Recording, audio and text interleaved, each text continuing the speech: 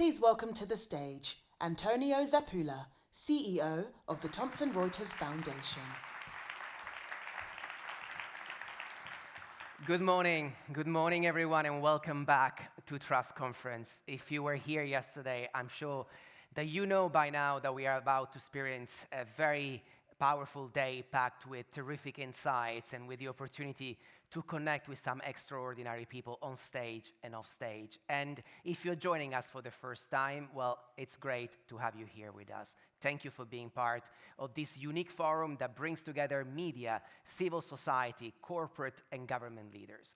It's a powerful mix of people that you simply won't find anywhere else.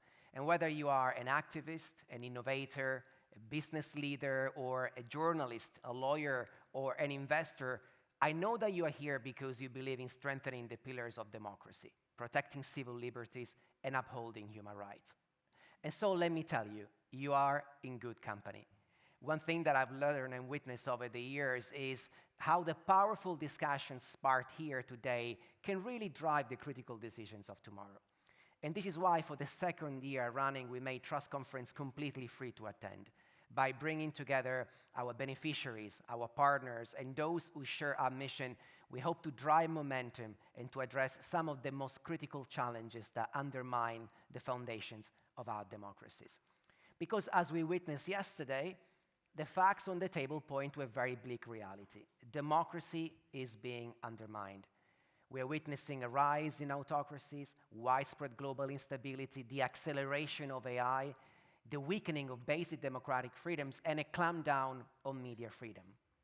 The attacks on press freedom took center stage yesterday, with the powerful testimonies of journalists who have gone through immense pain to hold power to account.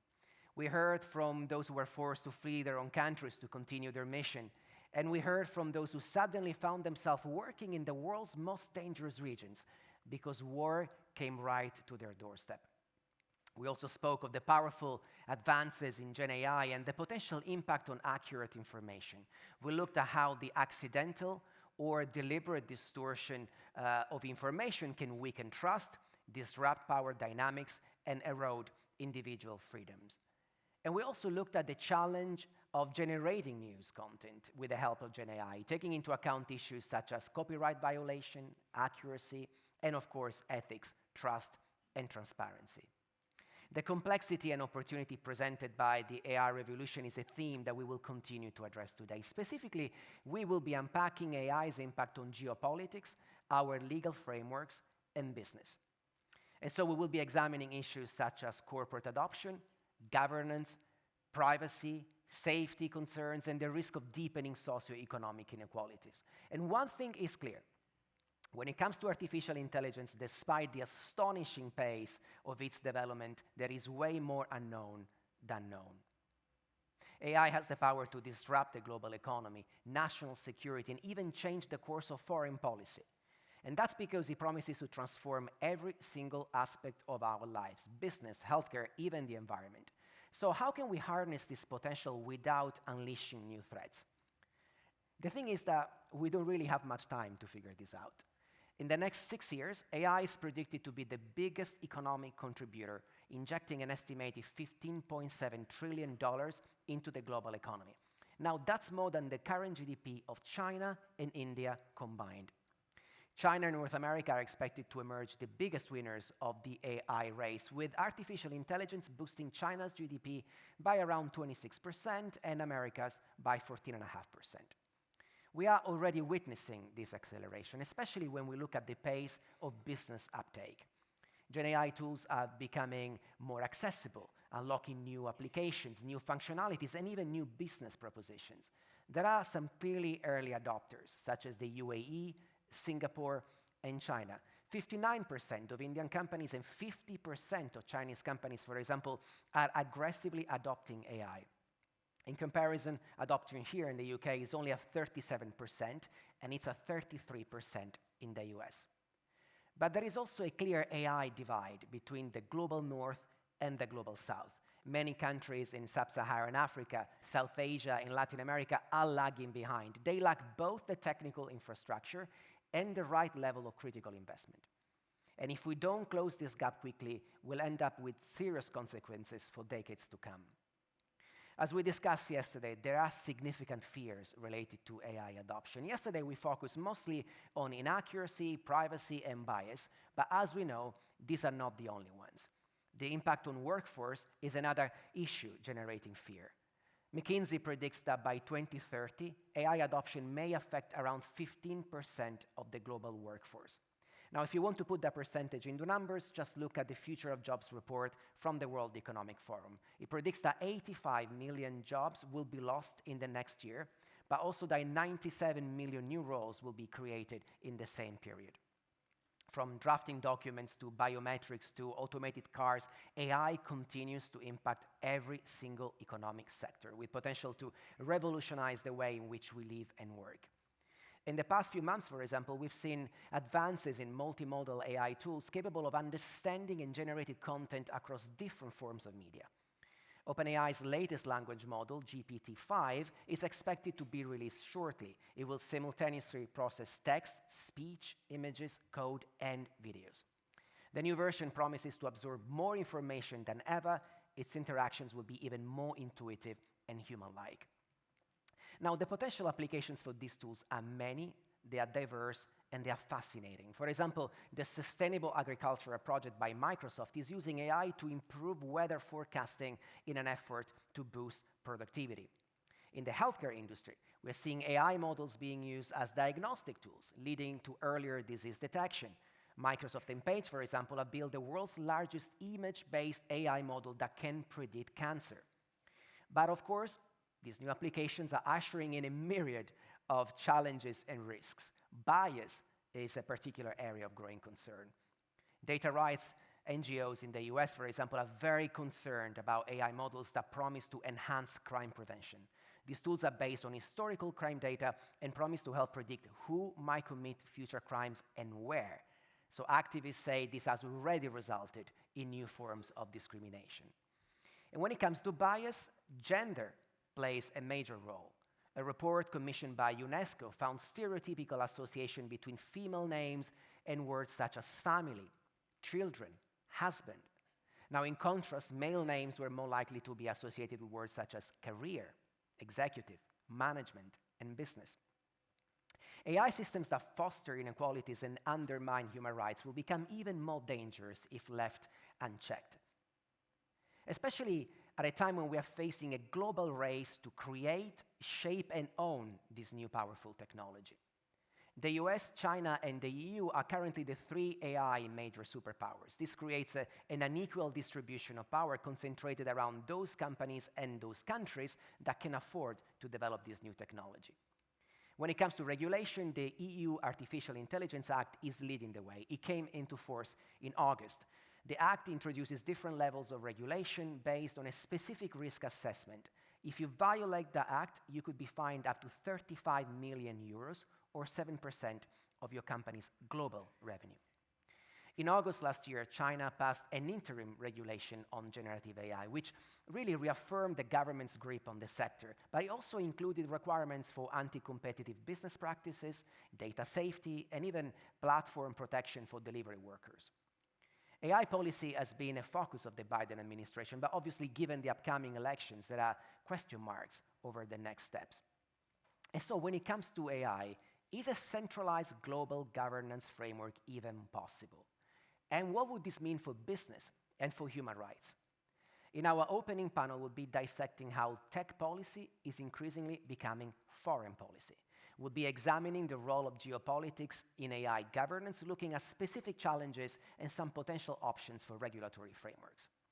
We'll then look at a very practical aspect of AI adoption, the impact on our legal system. GenAI is set to transform the legal sector. And last year, the industry had an eye-opening moment when ChatGPT-4 passed the bar exam in 6 minutes, outperforming 90% of lawyers sitting the same qualification. And since then, the market has seen some incredible innovation, from drafting and summarizing documents to researching and analyzing vast amounts of data. 44% of legal tasks in the US can already be performed by AI, according to Goldman Sachs. Thomson Reuters believes that AI could unleash 266 million hours of productivity for law firms in the US alone.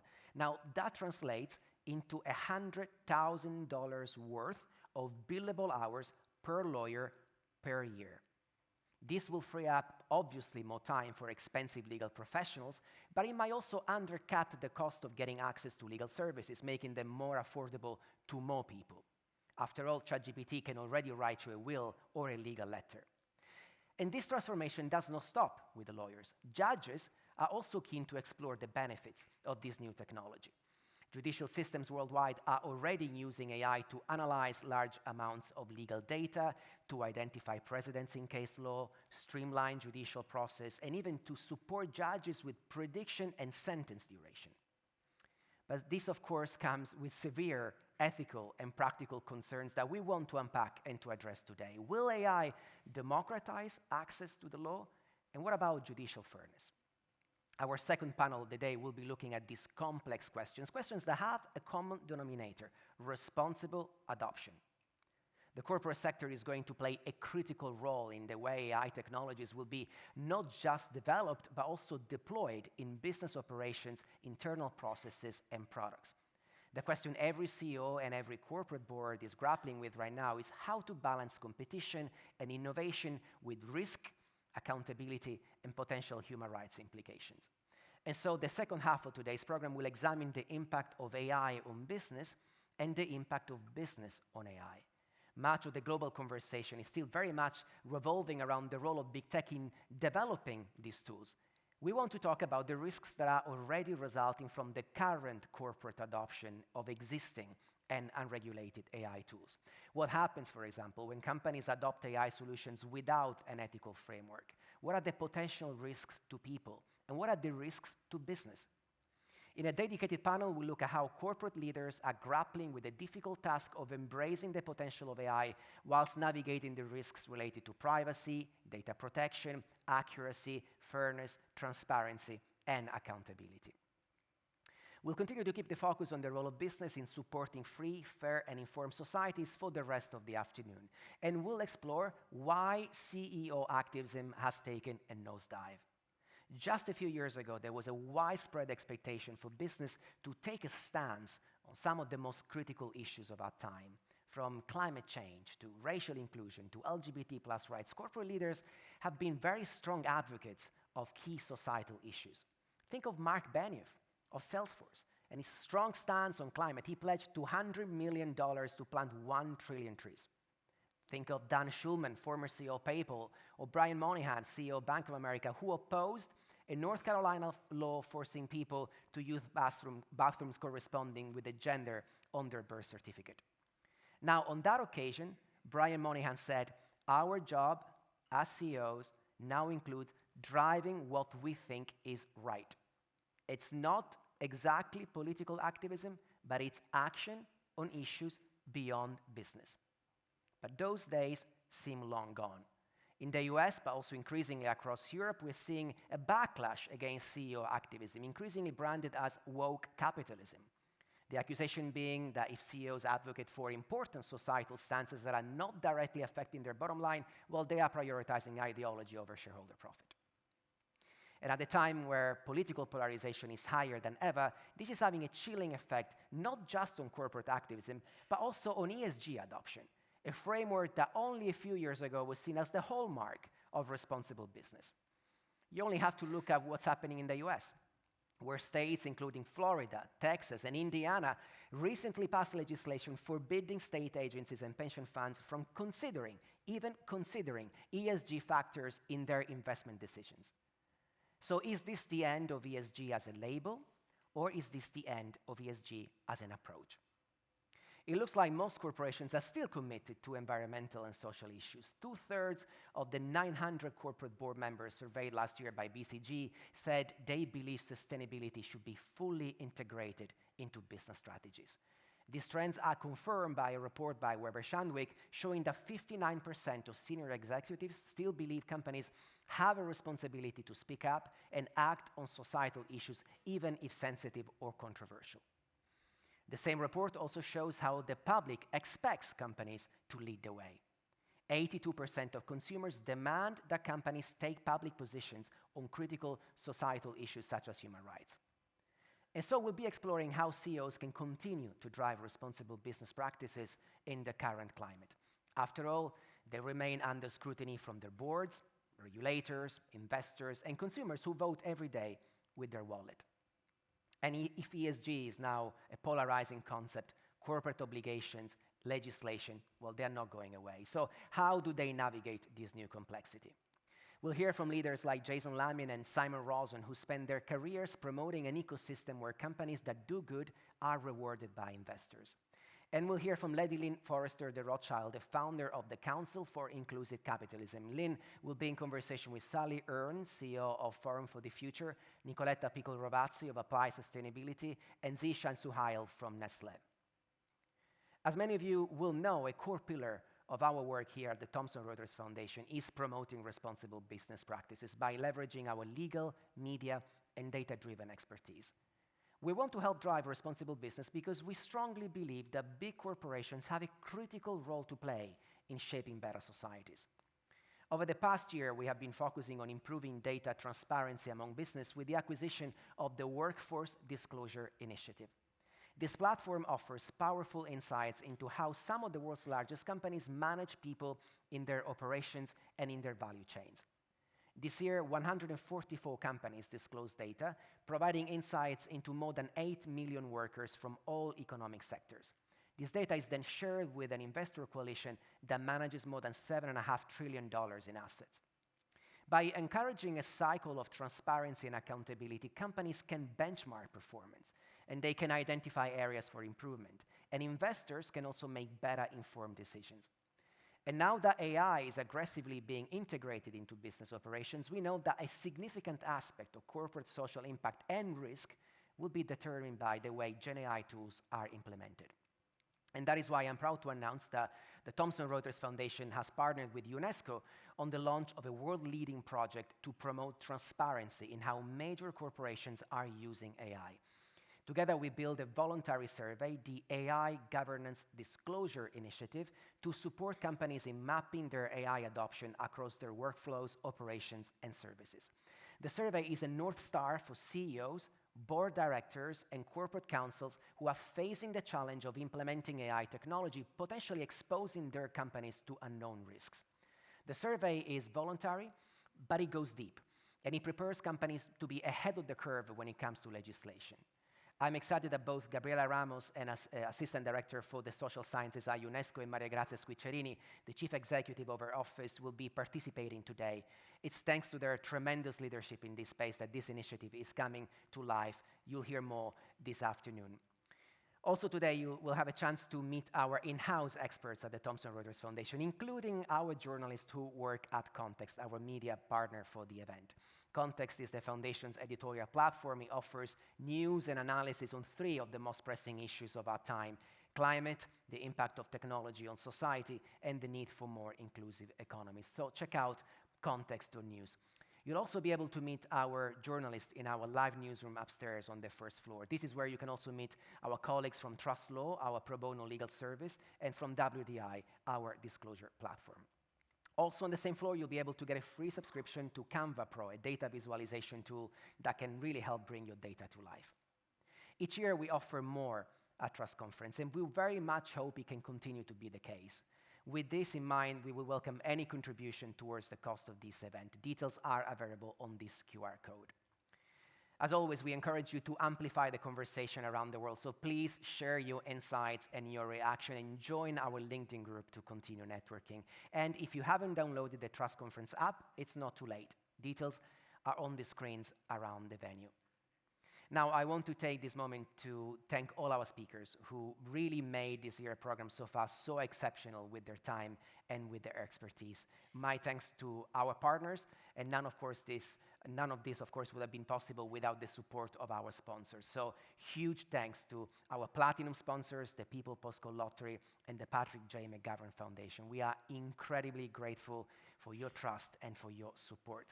I also would like to thank our silver sponsors, the Omedia Network, Mozilla, and Canva, and, of course, I would like to thank my phenomenal team at the Thomson Reuters Foundation, who has worked so hard for so many months to put together all of this.